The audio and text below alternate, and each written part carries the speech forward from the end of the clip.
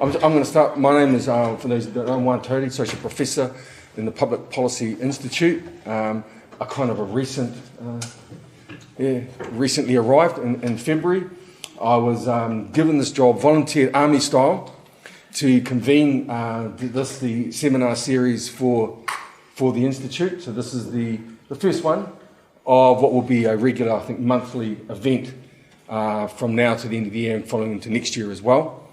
The topic, or the focus of this first one, is in actual fact research that I've been part of, which you can all read up there. Critical reflections on Samoan and Māori Rangatahi, whānau and community experiences of criminal justice policies, which is part of the Marsden Grant that the team that you see named up there and others received in 2016.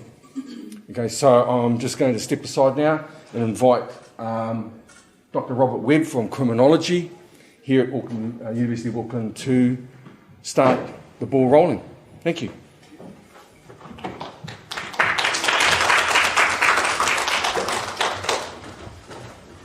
Kia ora koutou. This is the presentation we're going to be doing today. It's lovely to see everyone here. So we've broken it up into several segments, and I'll go through some of the introduction and background to the project itself. Then we'll look at some of the different findings from the different hui and whānau as we went through. This will give some acknowledgements to particularly the community groups we've been working with over the last 4 to 5 years. So we've travelled around the country and also internationally. And I'll talk a little bit about our research sites as well and the focus of our project. Also a big thank you to Marsden Fund for funding this project, and also the full project team as well. So we've had a number of people come through the project team. You'll be meeting some of them today, and I want to also acknowledge Arapera Blank Peratito, who was the master's student on the project. Arapera finished her master's a couple of years ago, and she's gone into the Ministry of Justice.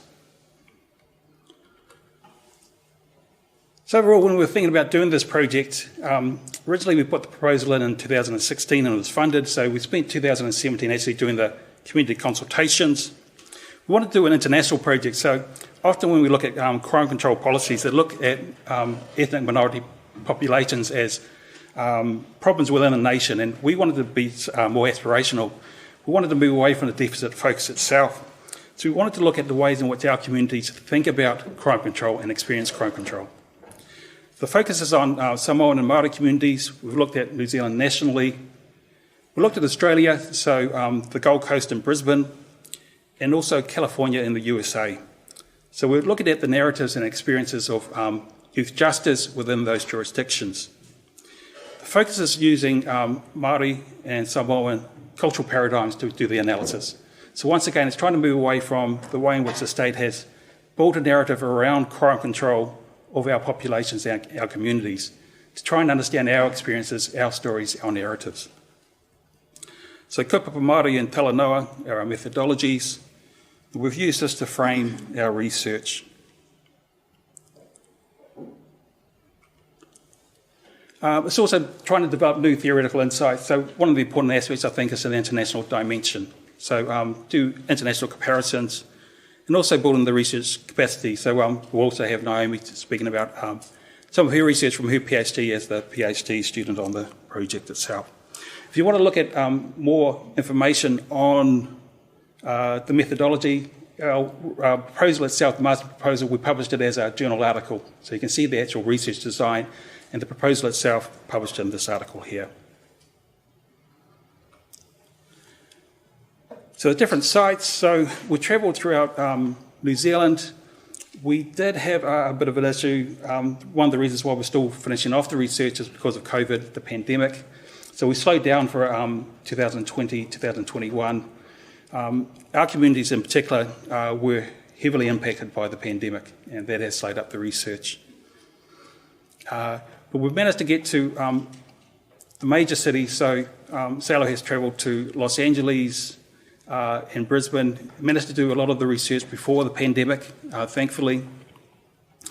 And we've done the major cities, and we also had two regional sites at Taranaki and Gisborne as well, as part of the research. So we wanted to get a mixture of the large settlements where Māori and Samoan people live, and in the USA it's the Samoan community as well, which was looked at. 3 types of talk data to talanoa. So looking at group talk, so focus groups, community hui or whānau, individual interviews, and also we're looking at the ways in which the state constructs data around youth justice as well. So I'll pass it across to Seila. Talofa everyone, my name is Tamasailau, and as Rob said, I'm part of the project team. I lead the Samoan side in particular, and we've had the privilege of being able to get to know quite a few of the communities. So our approach, as Rob has taken you through, was to go through community providers as the point of entry to make contact with young people and families. And so that did require us having to spend a lot of time, as you can imagine, making these networks, building the relationships. And it hasn't been an easy process, particularly when, if you're not of that community, you have to spend time becoming part of the community to the extent that you can. And it has meant, at least for me, being responsible for attending those community sites and spending time with them and going back more than once. It has been particularly interesting reflecting on the journey around the way in which our communities respond and tell stories. So there are 3 main source groups that we sought narratives from, or narratives about their experiences: the young people, the service providers or youth professionals, and rangatahi or talavo young people. And so going through the service providers to access families and young people has meant twofold points of consideration. One is building trust with the sites themselves in order for the sites to be okay to recommend us to talk to the whānau and young people, and then also recognising that there are relationships between these sites and those young people and their whānau that they have to navigate, so there are time implications around that. And there was an aspect that for us as a research team found really interesting around some of the silent responses around shame, stigma associated with talking openly.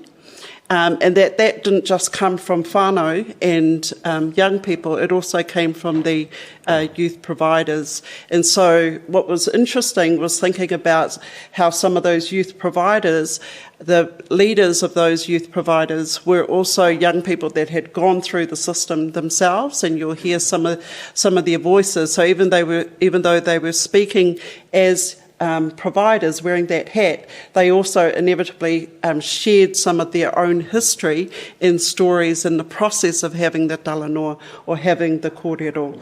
So that methodologically it became really interesting, and part of what we will reflect on and report back on is some of those methodological challenges that are inherent or embedded in the way in which we do research and think about evidence and think about the way in which policy takes up evidence and frames that in the way in which we would move forward on them.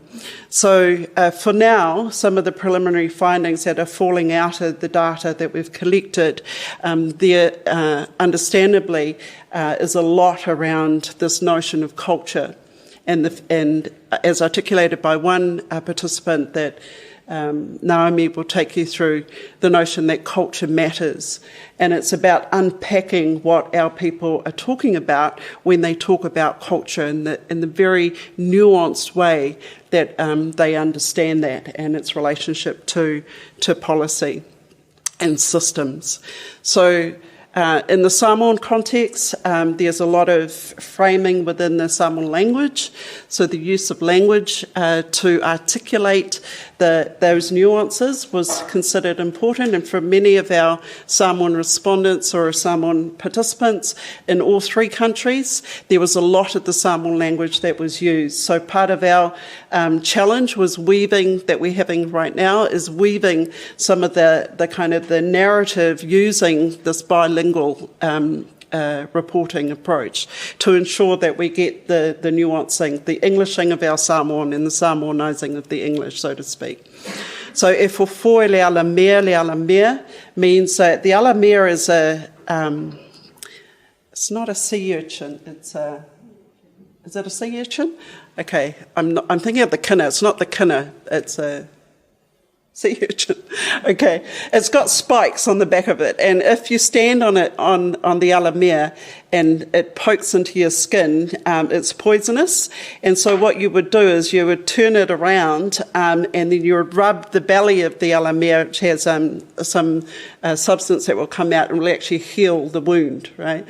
So the idea here, and it's a very common Samoan saying, is that Samoans understand their culture and their cultural nuances and the linguistic dimensions. So the movement between what they say in terms of identity, that the cultural aspects, getting people who understand that cultural dimension is important and can be part and ought to be part of the solution. So you'll hear some of the actual voices when Naomi speaks to that theme that comes out. The other is that the system continues to have a very deeply embedded cultural bias, that the notion that our participants felt very strongly that they were being treated as lesser than. Okay. And the last theme that we want to speak to today is that many of their experiences frustrated their sense of engagement, so that they didn't engage. And that's not necessarily a new finding. What's interesting is the way in which they talk about it. The shame that they felt on so many different levels, shame in relation to not knowing the system, so they felt that they couldn't speak and therefore couldn't engage, and then trauma. The trauma that they felt going through accessing particular services and being made to feel like those that talked about being lesser than, and therefore that's silencing their voice and their engagement. So I'll hand it over to Naomi to flesh it out in terms of the words of the participants themselves. Talofa lava and kia ora everyone.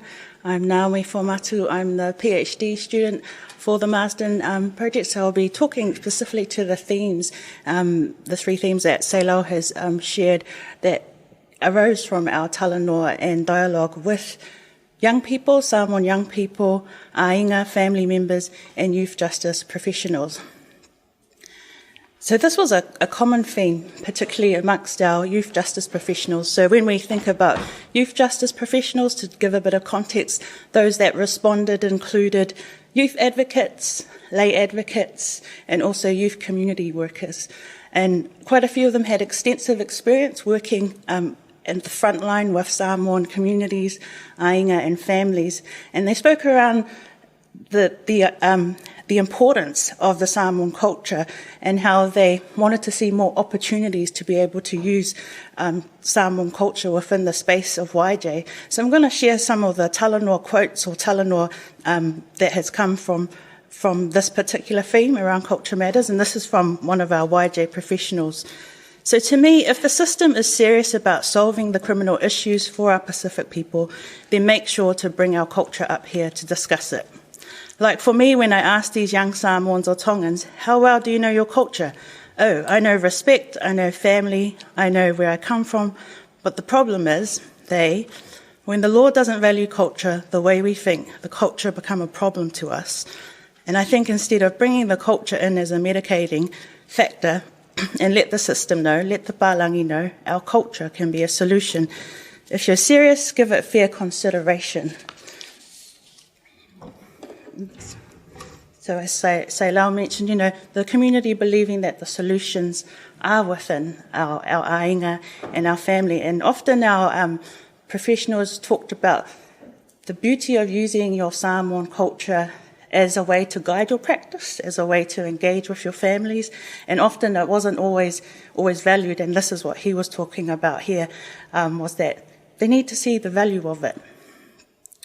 And this was quite common and a reoccurring theme is the system isn't made for our people, as Māori and PI.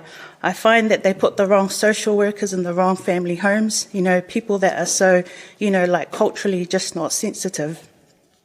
They don't understand the family and the history of the family, or they hold the history of the family up against them. So the need for professionals to be equipped and understanding, having some cultural capability with engaging with Samoan young people and families.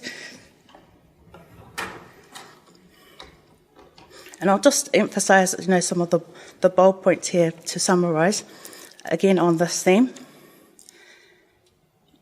I think not to undermine those youth workers or those that put themselves out there supporting these kids, but I think one of the biggest elements that are missing are those that they can relate to.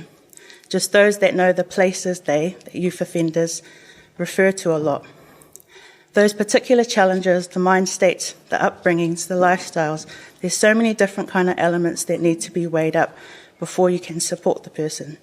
So we grew up predominantly the Samoan way, so that lifestyle. So this was from a former gang member who's now a youth worker. So as Sailao talked about, the personal testimonies of our Samoan practitioners and being able to use that as a guiding principle in how you engage with young people. So the second theme, and this was common, hearing the stories around how you feel the system treats you with particular processes that you engage with. So this was shared around engagement with various youth advocates or court processes or family group conferences. And this is quite key because, again, the relational value of when you engage in the system. I know it sounds terrible, but I sort of wondered, man, it really did feel like it was a business and we were a transaction. So, are you just another number coming through as a family member? And this is from a Samoan auntie. And yeah, okay, it should not be a lot. I don't know how much they were getting, but it shouldn't mean that we were lesser than if you were being paid. So that sometimes those feelings of feeling lesser than, not looked at, or just another number coming through the system.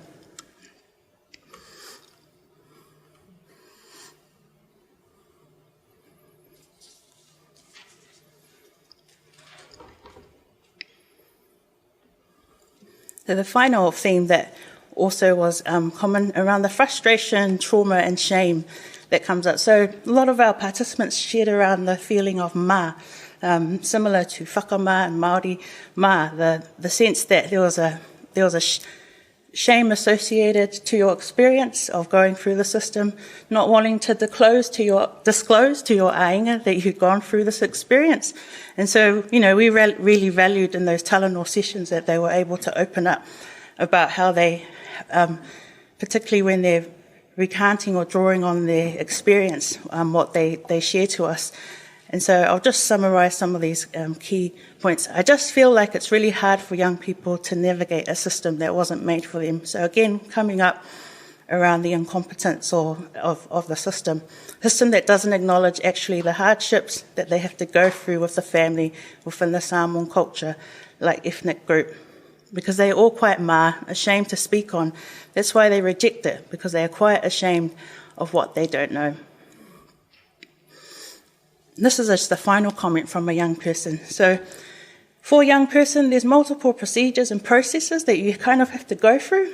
And so to fulfill a plan that you have to do as part of your obligation to meet a plan, if you are going through a charge or through the youth court or Pacific Youth Court. And this young person shared around the frustrations, and it often came up quite a bit, the trauma of going through these multiple processes.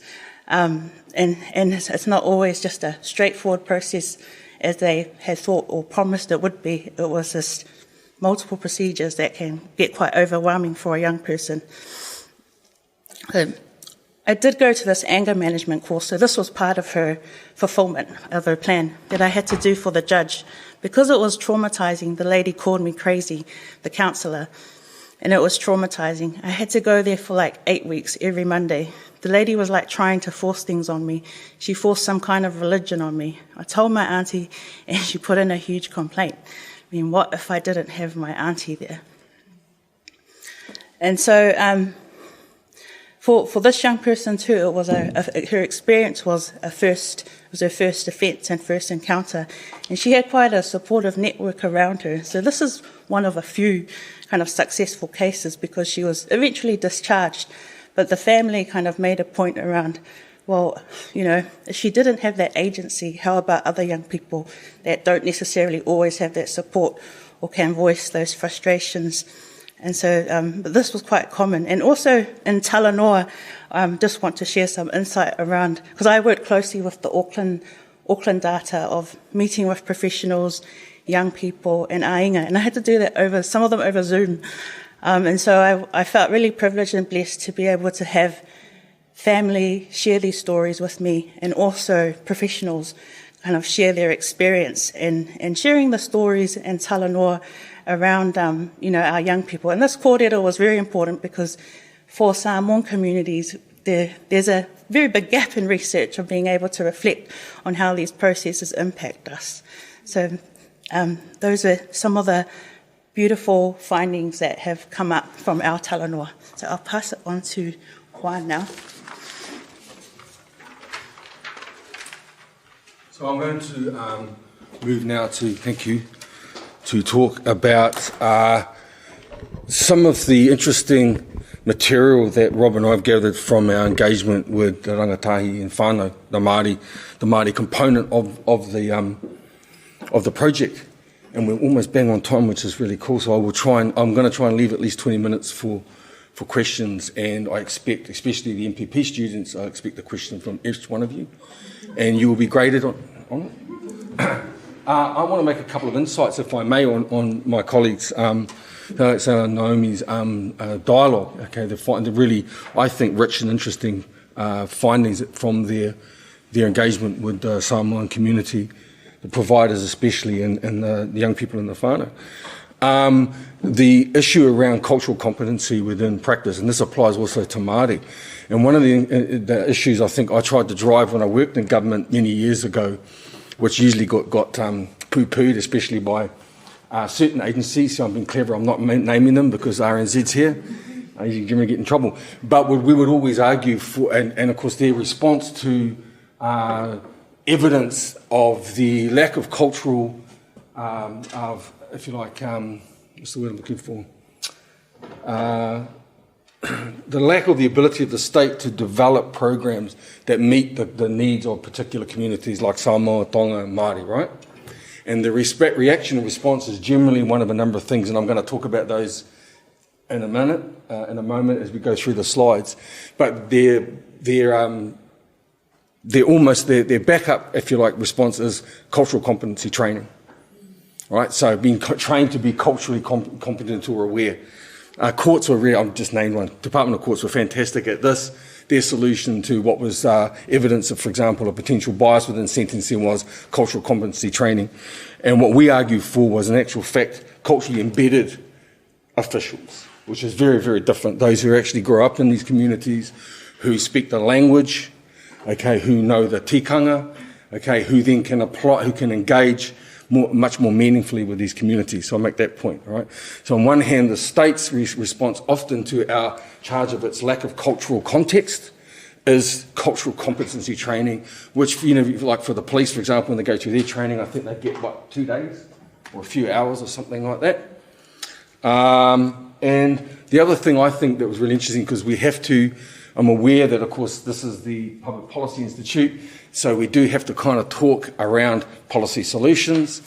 Jennifer would quite like that. So there's a couple of things, right, I thought about. And one of them is, one of the interesting, we talked about this at lunch as a group, was how many of the quotes related to aunties who are the ones that were supporting the young people, okay, as they travel through or engage with the criminal justice sector, whether through family group conferencing or some other kind of interventions, always the aunties. And I think that a policy solution for us, so a policy solution I've put forward for the agencies is to move away from this idea that you can simply train certain staff to be culturally competent, and that will mean that you have culturally meaningful interventions and responses, right? Move towards supporting more culturally embedded practitioners, right? In other words, what Minor Jackson suggested, empower us, right? And we as communities should make it compulsory for our aunties to turn up at youth justice interventions. Because my dad had 10 sisters, and if you met them, I reckon if I ever had to turn up at FGC when I was a young and wayward young man, I don't think I would have ever have been charged. Because my Ngāti Porou aunties are pretty scary. Okay, so that's not working. Some reason. Oh, here we go. So from the kind of initial analysis that Rob and I have done, and Arapetu, who is a master's student of ours, who did a wonderful master's and now's wandered off to work for the dark side, which is the Ministry of Justice. We've come up with there's a number of things, but I've just chosen 3 just for time. And I'm not going to read out all the quotes because I do want to leave time for questions. So I'll kind of summarise each one of them. So some of ours are quite similar in many ways. And 3 themes are what we call a culturally disconnected system, and that's really dovetails with the commentary I just made about moving away from cultural competency and training towards supporting and enhancing culturally embedded practitioners. By the way, that doesn't mean that Pākehā or non-Māori can be culturally embedded. Yeah, we have 1 or 2 friends, Dr. Antje Deckert from AUT, who has proven herself, as many of my Pākehā colleagues, more than capable of engaging and doing research with Māori entities and is well respected. Yeah, so I just want to make sure that on RNZ today someone doesn't ring in and say, "Is he saying us white people can't work with you?" That's not what I'm saying. I'm learning. Okay, so firstly, that's culturally disconnected system. Secondly, one of the core themes that particularly the practitioners and the providers told us were repeatedly talking to us about was feeling constrained by the justice system to be able to actually develop meaningful, impactful interventions or programs with rangatahi Māori and their whānau. And thirdly, community empowerment. And this came from particularly the whānau, those who were there to support the rangatahi going through the youth justice system, and the practitioners and providers and some of the academics we spoke to as well. Now, this may sound quite a bit negative for our research, but none of what I'm about to say is new. What we have found really dovetails with research that goes way back to 1985, 87, 88, okay, with Moana Jackson's He Whai Panga Hau, okay, and a series of research done by myself and others, okay, on the issue of Māori experience and engagement with criminal justice.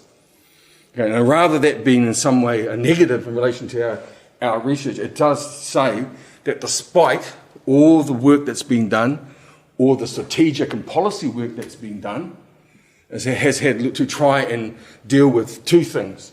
What I refer to as the intertwined or interrelated wicked problems that face criminal justice. Firstly is our significant Māori, significant overrepresentation in all components or aspects of criminal justice. And the second wicked problem, which the state really has difficulty with, is our sustained critique over the last 4 decades of their practice. Okay, so we were, if you like, uncovering further evidence of a continued failure of the policy sector in New Zealand, the crime control sector or the criminal justice system, to attend to empirically supported critique of the way they do their business. All right? So what we have is a continuation of a culturally disconnected system. Okay? And we have some lovely quotes here. I won't read all of them out. I'll just select 1 or 2 juicy ones. Okay. They pilot an initiative or a program, or in some cases a prison, and they give it a Māori or Pacifica name, so then it means it must be trying harder to work with those people when it's still the same system. So what they're talking about here is, how do I summarise this? The criminal justice sector in New Zealand are wonderful, fantastic importers of policy and interventions. We're not a very creative people in the policy sphere in criminal justice. 90% of what we implement, whether it be police strategy or tactics, youth justice programs, prison, the way that we develop around our prisons, we basically we import everything, right? Classic example, the if you like, policy and intervention framework for prisons is integrated offender management, which we basically just imported almost entirely from Canada in the late 90s, early 2000s, right? Our one real sole idea that we came up with was family good conferencing. Okay, that's the gold standard, which is why anyone that goes into the criminal justice system, be very careful what you say about the family good conferencing, because the policy sector in Wellington is very sensitive to any criticism or critique of that one fantastic idea. Okay. The last quote: I'm fed up with government organisations that adopt Māori saying or words because they don't know what it means. Right? They actually do. They actually do know what they mean.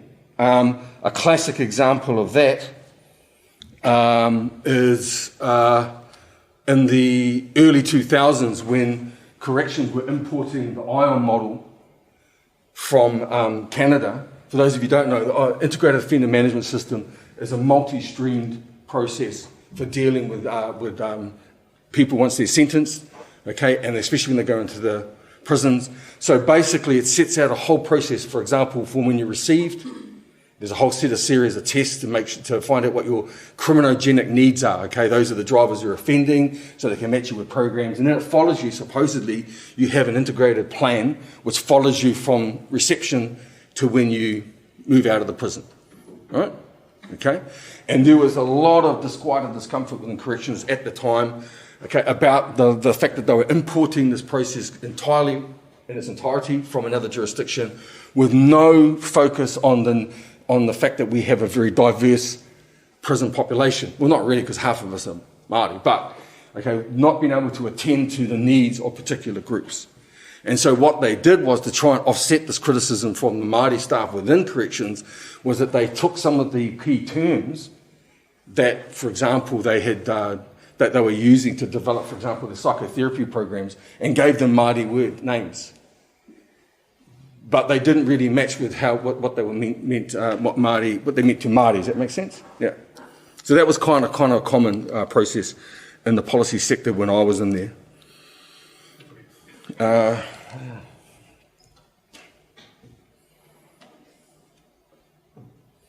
And the driver of that kind of work really dovetails with the second quote there at the end. What's the purpose of this, where you are taking bits and pieces of Māori culture, the language, or particular tikanga or practices, right, and just sort of adding it on to what we call co-option, right? Adding these little cultural elements on to what are essentially Eurocentrically derived policy frameworks or interventions. And it's a direct response to that, as I said, 40 years of Māori critique and challenging of the efficacy of Eurocentric crime control. It's to make us feel really comfortable. My mentor and wonderful friend, the late Dr. Moana Jackson, referred to it as death by incrementalism. Right? Death by incrementalism. What a lot of Māori activists and researchers like himself and others have demanded for decades now is fundamental systemic change. Yeah? And what we get are these little adjustments continuously, usually just language, using different words. Okay, but the actual Eurocentric practice of the basis of the policy, because so much of it is imported from other Western high crime, high offending jurisdictions, okay, very much stay intact. Yep. So there you go for the student. You can use that in an essay, Death by Incrementalism, and you can quote. And this is kind of just underlines that point of a culturally disconnected system.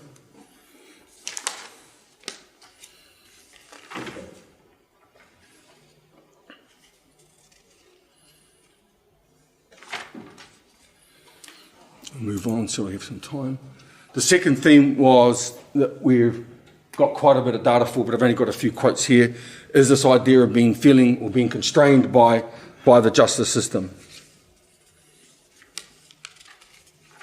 And in constrained, a lot of the providers, as I said, talked about the fact that they felt constrained from being able to develop and implement not culturally appropriate, geographically situated programs. I say that, or iwi situated programs, yeah, because not all iwi have the same, if you like, tikanga or theorising about what causes social harm and how to respond to it, yeah. And so a lot of them talk about the fact that they are constrained by the contractual obligations that agencies put upon them, right? A classic example in New Zealand is when restorative justice became popular. The restorative justice industry started knocking on the door of government agencies, particularly Ministry of Social Development, Ministry of Justice, and asking for, the door to be opened to the so-called new practice. And the state's immediate response was to say, yep, this would be a good addition to, the armoury of the criminal justice system, and we will assist you. But to get funding, we need certainty of practice. So we have a standardisation process takes place. Yep. Standardisation of practice, because, if we're funding 20 sites across the country, we need to be able to compare, right? We need to be able to compare them. How are they actually, to be able to test whether or not they're actually achieving the outcomes they have, etc., etc.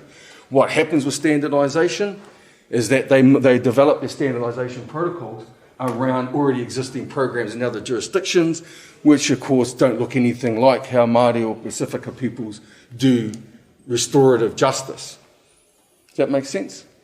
Okay, so once you have that practice is embedded within the policies and, for example, the decision-making processes within the Ministry of Justice or whoever around who gets funded, okay, then it's very, very difficult for example, Māori or Samoan or Tongan providers or community-based providers, okay, they then are constrained in being able to actually, if you like, develop programs, okay, that suit that cultural, geographical context, right?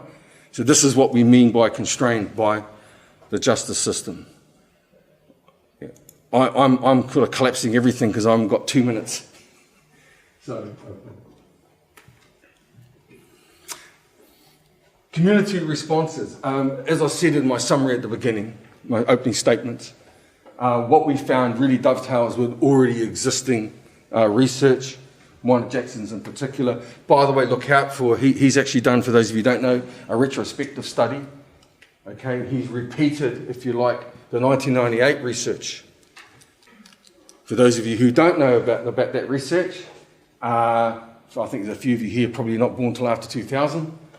The research he did in 1998 basically involved, I think, 5,000 Māori across the country. Offenders, gang members, youth workers, judges, etc., policy workers. He's actually replicated that research, this time I think with around 3,000 participants. Half of them are actually survivors, people from the previous research, and asked the question, very basic question, so how are things looking now after 30 years, right? And one of the core issues that came through again was the feeling of disempowerment within the community, okay, to be able to develop meaningful responses. Okay, they also, our providers and some of the whānau that are involved in their research also reiterated, I think, another important point, okay, which is that the Māori providers, if you like, deal with, for example, social harm caused by rangatahi in a very different way from the state. Very, very different way. They take more of an aspirational, I would call it a pro-social or social developmental type of approach to dealing with social harm caused by young people. Now, any government officials here, for example, those in development, who organise and are involved in FGCs would say, no, we do that too. All right? So family group conferences, there's really two parts to a conferencing plan. And I'm generalising here. The first part is based on the principle of responsibilisation. Right? What's one of the core functions of any justice intervention, whether it be youth or adult, okay, is to make sure that, apart from punishing people, to make sure that through the process, the community, us, can see that the person has been held responsible for their behaviour. Yeah? Okay, so we need to see an apology, we need to see or we need to see them being held to account. Yeah, we call it the responsibilisation principle. The second one is to attend to the social developmental needs or social drivers of some young person's offending.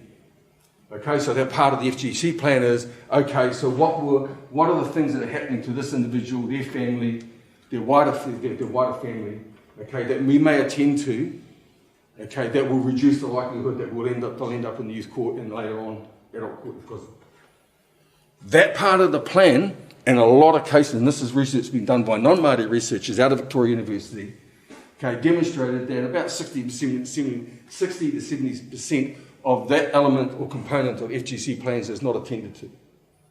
For a number of reasons. Often they get up the food chain, don't get signed off by managers because they cost money. Getting a young person to paint a fence, and you can drive past and see it, of course, is a lot cheaper, which is the responsibilisation principle in action, being seen to be held to account, is a lot cheaper than dealing with the drug addiction of their parents, okay, which is one of the reasons why a young person goes out and robs a dairies, because there's no food in the house. Does that make sense? Yeah. So Māori providers would often talk about the fact that they don't get the type of pūtea that they need, support they need from the state to attend to the social drivers of the offending of rangatahi. But they do it anyway. And when I was in government, one of the biggest arguments that when I was at Te Puni Kōkiri we had with the justice sector was it became clear to us that that often Māori providers doing the same business as some of the bigger generic social service providers like Suaalli-Sauni and across social services seem to be getting less funding, all right?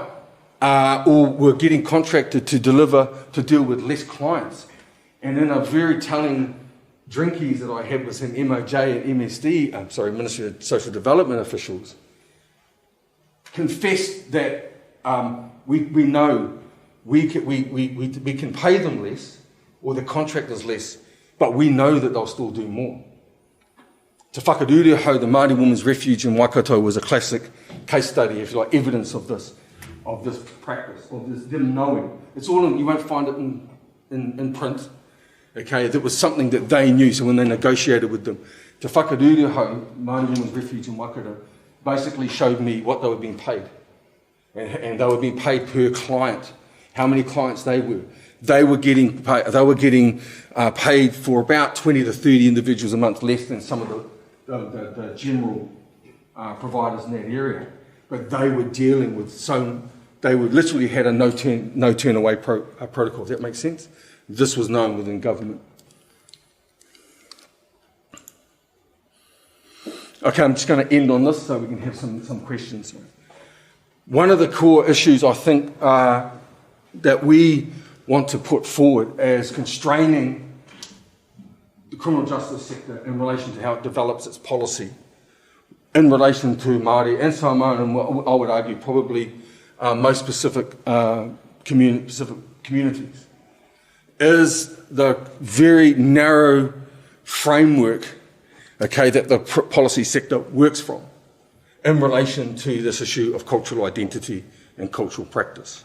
So if we look at, for example, Professor Tracy McIntosh from Māori Studies here at Auckland University, 2005, she talked about what she referred to as a cultural identity model. She's not the only Māori academic to develop model. Mason Jury developed a very similar one. And talks about, well, there's been a number of different types of Māori identity, right? One that's fixed, one fluid, and one forced. Okay, and this applies equally to Samoan identity. So, for example, individuals who claim Māori or Samoan identity based on what necessitation of identity markers, etc., we to refer to them as having a fixed identity. All right? Fluid sees the merging of multiple identities to enable meaning making relevant to the social context of the individual. You have to be careful with the fluid one. I probably have a fluid one. I'm a non-Deo speaking, working class Māori boy who I have learned, and I recognise this, to negotiate my way through different worlds, even within the Māori. And I know that there is no one Māori world or community. Yeah? There's the one which is the high, what we call the high-end cultural context, which I find difficult to engage with, but I've kind of learned to assert my identity in certain ways to be accepted. Does that make sense? And others, like the other working class Māori like myself, those of us didn't have it all much easier. The criminal justice system has constrained itself in being able to develop meaningful policy and interventions for Māori because it has a habit of dealing with us from a forced identity context. In other words, it has a very narrow view of what it is to be Māori. And it constrains its ability to be able to develop policies and interventions that deal with the range of lived experiences of being Māori or Samoan. And I'll finish on this. The classic example is the rangatahi courts. An idea put forward by who was then the chief youth court judge, Māori judge from Gisborne, to move the sentencing component of the youth court onto marae because it's more culturally meaningful. This is the theory, right? Therefore, being able to reconnect young Māori to who aren't, maybe who like me are in that fluid identity space, reconnect them back to their rohe, back to the marae, and for those of us who are of a more fixed identity, more confident, it's a meaningful process. Does that make sense? What our research found dovetails with Moana Jackson's recent findings, is that the problem with that intervention is that it looks at Māori, particularly for rangatahi, identity and cultural practices are fixed. Right? Forced. So their idea, what we found in our research in Moana and his as well, was that a lot of the young Māori rangatahi who were forced to go, or had to go to the marae, found it an extremely negative experience. They didn't have the reo. And some of the marae are okay with that, right? They're very flexible, and others are not, very, very strict. So they had to sit through the hearing with these elders, who, by the way, they don't know, even though they're from that iwi, who they have no connection with, speaking to them in a language that they don't understand. And they felt very alienated. And we have some quotes which I didn't include, and Moana Jackson's research as well, some of them just saying, and forgive my language, I turned up to this place, I've never been here before, and it's worse than the court, because at least in the court I've just got one white judge or Māori judge telling me what to do. I turn up at the marae, and I've got these 4 old farts, this is the quote, 4 old farts, the elders who I don't know, telling me I'm rubbish, and I've got the judge. And so for some of them, it was as alienating, if more so, than the court. And I think part of the problem is that within the justice system, they constrain themselves so much with a very narrow concept idea of Māori culture, lived experience of Māori, particularly rangatahi. Right? There's an assumption, I don't know, I'm just winging it here, that maybe we've all gone through kohanga reo and kura kaupapa, and the vast majority of us have not. And we'll finish it there, because I've actually gone over time, so I can open it up for questions.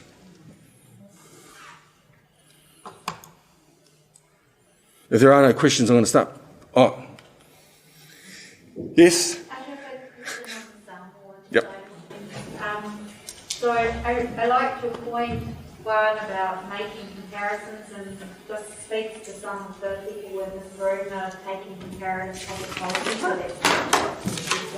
So when you say we import, And as a result, through that importation, we're bringing systems that don't fit, the people in that are being put into systems. So, is there any reason why the New Zealand agencies wouldn't consider engaging in a lesson drawing exercise from Samoa and the Samoa system? Like, is there a process of adaptation from the countries and the cultural systems that would be more appropriate? I understand how the Indigenous one works here, but I'm really curious about, because I just wonder if there's a first world coloniser bias when they go out looking for what's the best system to adopt.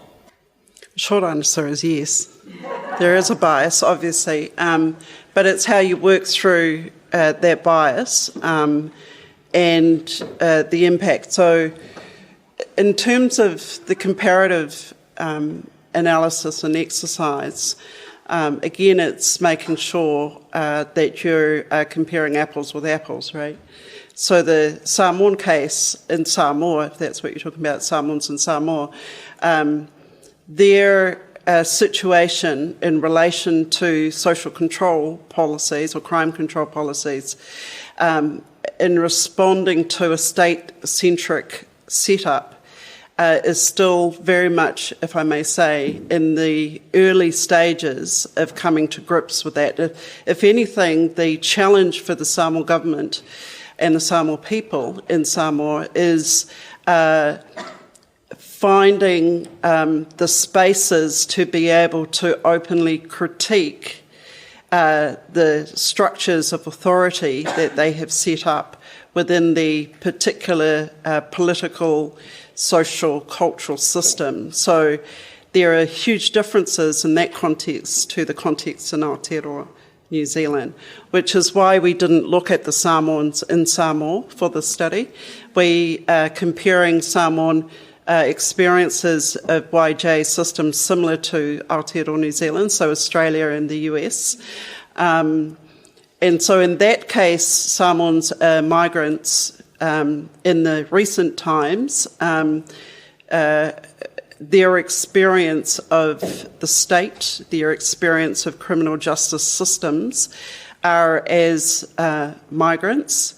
In Aotearoa, it's quite interesting because of the whanaungatanga whakapapa relationships and understanding the nuances of those concepts means that there is value in retaining the words whakapapa and whanaungatanga over translating them as family or ancestral, right? Because the ancestral family connotations, the Englishing of that doesn't capture, those particular cultural relationships that are embedded in that languaging, in the Polynesian languaging.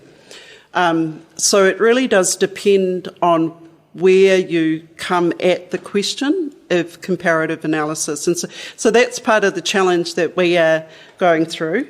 The journey is an interesting one, just sort of picking up on Juan's point about cultural competency. So again, we are having simultaneous journeys through these experiences of a system. And what was interesting from our perspective as a team is in many instances in Aotearoa, particularly in Aotearoa, there are services that have quite blended Māori Pacifica programs for young people. So in both of our rural sites, in New Plymouth, Taranaki and Gisborne, both of those services that we worked with, the main ones, one was Tūtama Wahine, and we had a Samoan worker working within the Māori, kaupapa Māori Tūtama Wahine organisation, very much run within a kaupapa Māori philosophy, their approach. But they opened the door quite early on. She's been there now for well over 15 years, the Samoan person that we are working very closely with. And she has had to come to terms. She spoke very candidly about, in the Samoan culture, Christianity is a big thing. In Māori culture, Christianity is not as prominent, at least in some of the framing and the languaging, and so this particular worker uses the words in Samoan, and Samoans, if there's Samoans in the room, you'll appreciate this, where she says that, she's fuā, which if you translate that into English means she's, it's lost in translation, but the common translation is jealousy. She feels possessive about her Samoan culture and the nuancing and protecting the Christian elements of that Samoan culture. When she comes into that Māori space, that seems to reject the Christian God. So it's an interesting journey, this kind of navigating these kind of experiences of relationality that I think is one of the really, one of the new things that we can bring to the literature and to the understanding around nuancing and what we mean. That word's often put out there, but it can mean so many different things. And it's about time that we started kind of giving more clarity around what those things might be when we say nuancing. And not being afraid to use our languaging. In fact, if anything, really using our language to be able to articulate those, and expecting the state to be able to come to the party and understand, build that awareness or competency, depending on where you're standing on in relation to that term, about the importance of languaging. Sorry, I might have gone off on a tangent. One more question. Oh, you have one, John. Yes, Dr. John Buddle, everyone from AUT. Okay, it's going to take me a while to get there, sorry, it's one of those questions. It's a very simple question. A lot of the times when you're talking about policy transfer from other jurisdictions, if you're dealing with the police, one of the ways that occurs is by the police sending a couple of officers over to another jurisdiction and spending 2 or 3 months, 2 or 3 weeks actually, just following people around in regards to whatever it is. Now, I'd imagine that that's fairly similar in other parts of the criminal justice system, in prisons and so on and so forth, when they go and have a look at another jurisdiction. I was wondering whether there's any indication that you might have Māori or PI officers involved in that process, as opposed to just sending over packet officers. Yeah, I spoke to Wale Haumahara about a year ago, and he's been ensuring, because they've got a weird policy group. I think it's the Ethnic Policy Group, I think they call it in the police, which covers Māori and Pacifica. It's a totally shocking name, and he ensures that that Māori and Pacific Island officers are involved in those information gathering, experiential kind of trips and everything like that. But of course, one of the issues is why they don't send the police out to Māori and Pacifica communities and to our providers to look at the type of engagement that they're doing, which we could be called policing of a kind, if you know what I mean, rather than continuously going overseas. And we're almost run out of time, so I'll make this point. As a critical criminologist, one of the most bemusing aspects of how we develop crime control policy in New Zealand, and this issue around, being great. We're not the only great importers, by the way. I wasn't exaggerating how much we import, okay, but it's fairly a standard practice, is that, which bemuses us when we get together as criminologists for a drink, is how we're constantly going over to high crime societies to replicate their practices, their policy. United States, Australia, Great Britain, comparatively high crime nations like ourselves, for our solutions to crime. And we always joke about, well, why don't they go and have a look at the more low crime communities and what have you? It's a bit of a throwaway line, but what all this importation, what's come to fruition? For Māori, for example, for us, we've not really had much movement at all in our overrepresentation within the criminal justice system. The level of engagement actually has gotten worse for Māori women, who now make up about 65% of the prevalent population, up from 50% only about 10 years ago. Okay, which is a common trend, by the way, in all settler colonial states. This is the big issue that we need to deal with as critical criminologists and as policy workers, is that particular point, right? But what have we seen? Our communities, the Pacifica communities and Māori communities, from 30, 40 years of a fairly similar standardised approach to crime control, which is generally of the tough on crime type approach. Okay, and that's, I think, the end of this seminar, unless there's any pressing statements anyone wants to make. All the MPP students here have now failed. I know I've noted you all. No, I'm only kidding. All right. Anyway, thank you for coming. Look out for join me in thanking my colleagues for watch out for the advertising material for our next seminar, which will be in a few weeks. And can you remind me what the topic is? It's always the last Friday of the month. Last Friday of the month, yeah. In this room from 1 till 2. That's what we've decided. And we're hoping our next one will be on housing. Housing, yes. All right. Thank you very much. Kia ora, thank you. Kia ora.